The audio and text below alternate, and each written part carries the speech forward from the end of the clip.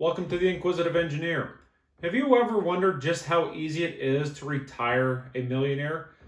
In fact, if you invested as little as $3.33 a day in your 401k, in 40 years, you can actually retire a millionaire. And this is not through some shady, high risk investments or putting your money into Hail Mary stock picks. This is simply putting your money into an S&P 500 index fund. So how is that possible? If you have a full-time job here in the United States with benefits, you almost certainly are enrolled in a 401k. According to some sources on the internet, the most common 401k company match is 50 cents on the dollar up to 6% of your salary or your wages. So if I can get 50% more money onto $3.33 I put in every day, that comes out to $5 a day. And with the $5 a day, at 365 days a year, that is $1,825 every year that you would contribute to investing. It may seem hard to believe that you can take $1,825 a year and turn it into over $1 million in your lifetime. And in fact, it only takes about 40 years. You may wonder, how is this possible? Well, if you look at the history of the S&P 500 on the average percent that it grows every year, over the last 50 years through June of 2023, it has grown at about a 10.75% pace. Yes, we have had an economic downturn recently, but even with that downturn, the S&P 500 has still returned that 10.75% over the last 50 years. And if you go ahead and take a look at the stock market in the 1970s, really from the late 1960s to about 1982, 1983, the stock market hardly appreciated in value at all. So there are periods where it doesn't do well, but over the course of decade after decade after decade, it is almost certainly going to repeat itself in some fashion. You can go online and do this yourself, but here is how $5 a day investing in an S&P 500 index fund can get you over $1 million. In most cases, your 401k contributions are going to be added to your investment account monthly or bi-weekly. And if we plug in the 10.75% interest rate that the S&P 500 does annually, and the investment length is for 40 years, you can see that the ending balance is $1,038,000 and change. You can see that over the course of the 40 years, you only invested about $73,000 yourself, but you earned $965,000 in interest. Now, some of you will point out that S&P 500 index funds do have expense fees, and this will impact your ability to earn the 10.75% average annual return. This expense ratio, however, is very, very low, often below 0.1%. And this is because if a fund is following the S&P 500 investment-wise, it has to have a certain amount of each stock that's in the S&P 500, and that's all they have to do. There is no other effort that goes into figuring out what stocks to buy, doing research, and everything else. So this is why these expense ratios are quite low. So let's go ahead and redo that calculation, and let's just say that we had a 0.1% expense ratio. So we're going to put in the same monthly contribution, but instead we're going to change the interest rate from 10.75% to 10.65% to estimate the amount of money that you are going to lose to expense ratios on your S&P 500 fund.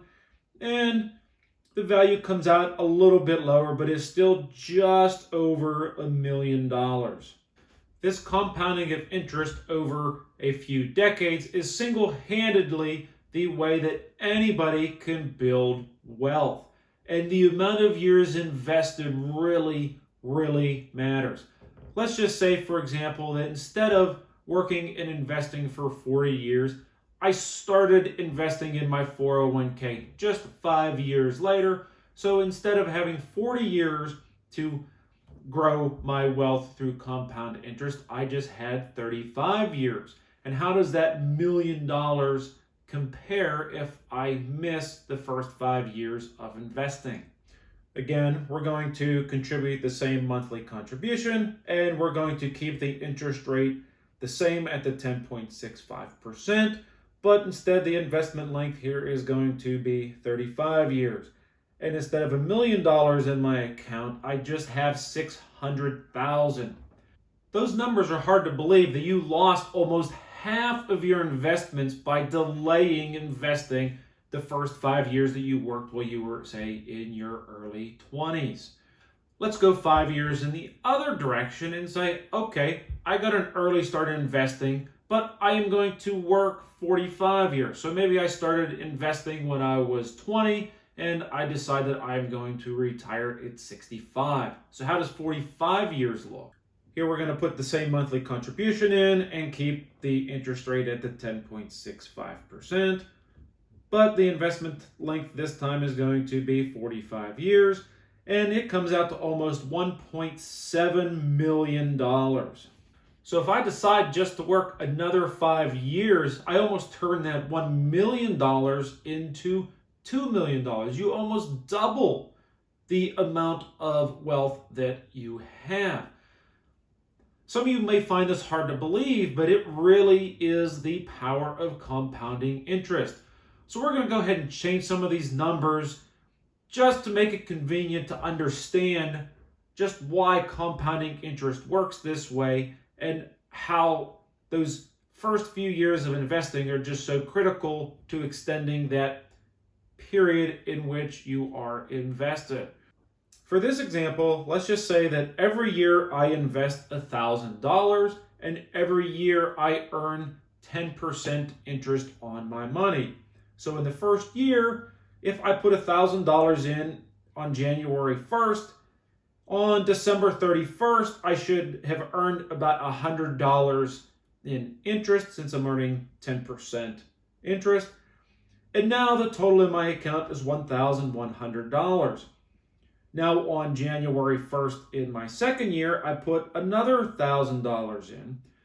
So I had $1,100 in my account on December 31st. And say on January 1st, I put in an additional $1,000. So now I have $2,100 in my account. And 10% interest on $2,100 is $210.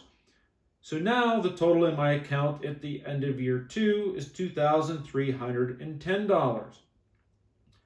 And again, if I put $1,000 in on January 1st in year 3, I have $2,310 plus the $1,000 that I put in for a total of $3,310.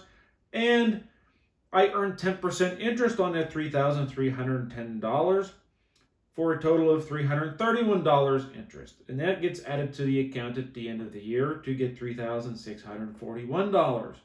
And in this example, if I look at year 39 and 40, in year 39, I had the $400,447 from year 38 in my account, and I added to it another $1,000. And on that over $400,000 in my account, I get 10% interest on it. So in year 39 alone, I earn another $40,000 in interest.